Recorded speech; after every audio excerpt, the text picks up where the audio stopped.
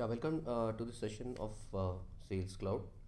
So, as we have seen, Salesforce offers the key offerings out of the box offerings of Salesforce are Service Cloud, Sales Cloud, and Marketing Cloud. We have already seen the Service Cloud.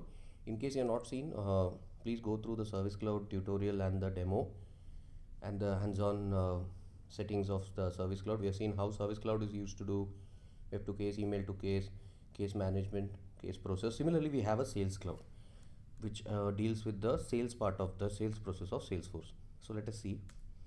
So you will have different sales process in your organization. There will be a different Salesforce process for different products, different services. So let's look at the productivity features. We'll see what is lead management. What is the lead or prospective buyer? It's one of the most important aspects of Salesforce Sales Cloud.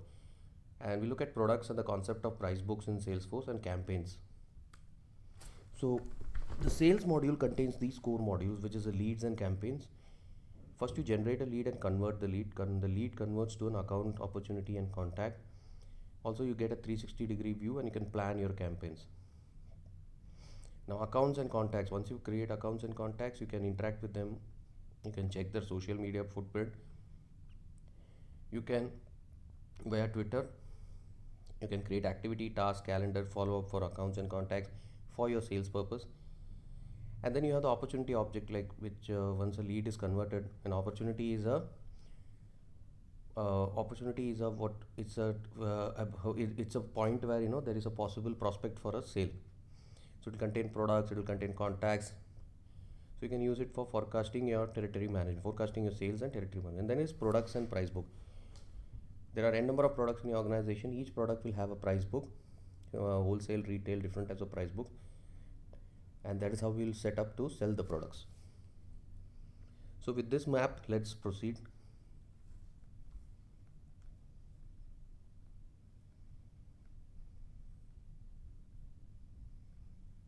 So the sales process one, Sales Cloud is the #1 CRM available in market today and leader in Gartner Magic Quadrant. It helps. Basically, your sales rep can do sales faster and better. You can generate quality leads, good quality leads. You can create accounts, contact, you can manage them, keep track of interactions. You can manage opportunities, like opportunity can be sliced and diced based on stage, products and services being sold. Generate quotes, there is quote management. Collaborate with team using Chatter and Salesforce One. Salesforce One we have already seen. Chatter we have seen how the Chatter feed works.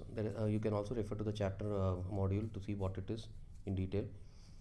And you can plan targeted campaigns, reports and dashboards. You can do sales forecasting and territory management.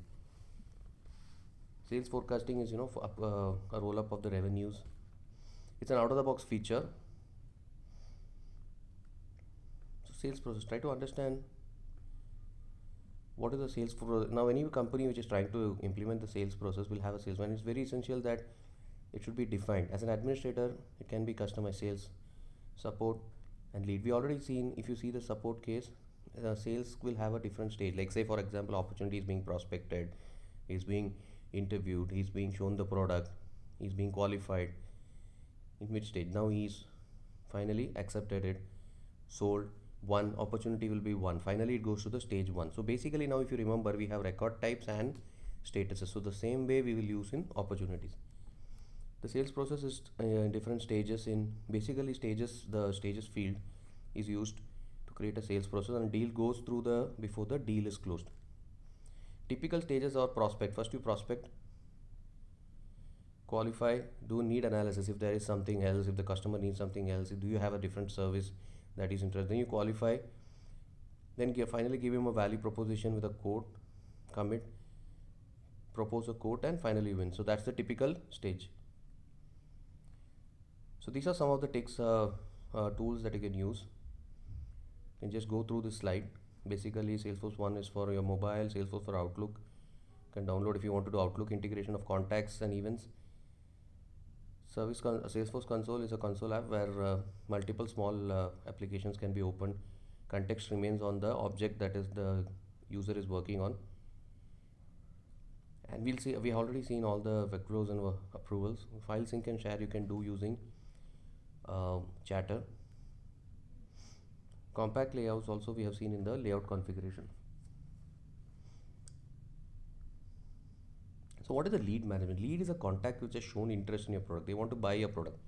First to capture the name, title, like is he an influencer, is he an important agent, is he a manager, can he drive sales, can he drive the revenue required to buy the product. You can create leads manually, and you can also create web to lead. Salesforce gives you a web to lead tool which you can generate an HTML and quickly deploy it in your websites. Of course you can use import wizard and data loader to create leads, but see to it that all the leads and fields columns are correctly mapped as per the fields that you have created. You can have standard and custom fields in leads. So leads automation is a lead response, and there is a lead conversion. We'll look at it in detail. So once a lead is assigned, once a lead is created, you'll have to assign it to a queue or a user, right? So using assignment rules, then you send, and then the lead can be converted into three. If you qualify the lead, you can convert the lead into account, contacts, and opportunity. So lead, say Dell has done something with U-Haul. U-Haul will become an account. U-Haul Western region, Eastern region will be contact, and U-Haul may be interested in an opportunity for two products, maybe Dell server and Dell maybe Dell upgrades or Dell switches, just maybe so leads will have different status, and again it can be customized. So lead status is what you can use by customizing this pick list field. So you can have region wise queues, assign leads. So you need to, your queue management, even though it is very easy, should be right, like you should contain the correct set of users. So as an admin, the responsibility is to group the leads and the queues correctly. So account is an important object. Account basically is your typically will be your customer organization, the size, financials, industry, list of contacts. Usually accounts represent an organization. It's called a business account, and you have a personal account.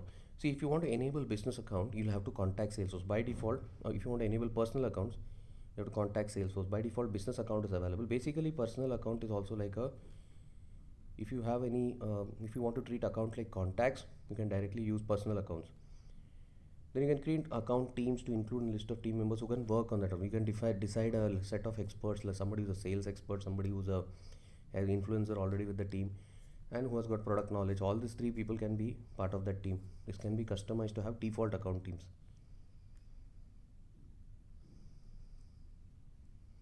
Now opportunity is a deal. Now you converted the lead to an account. It's a deal. Sales executive can close by offering products or services.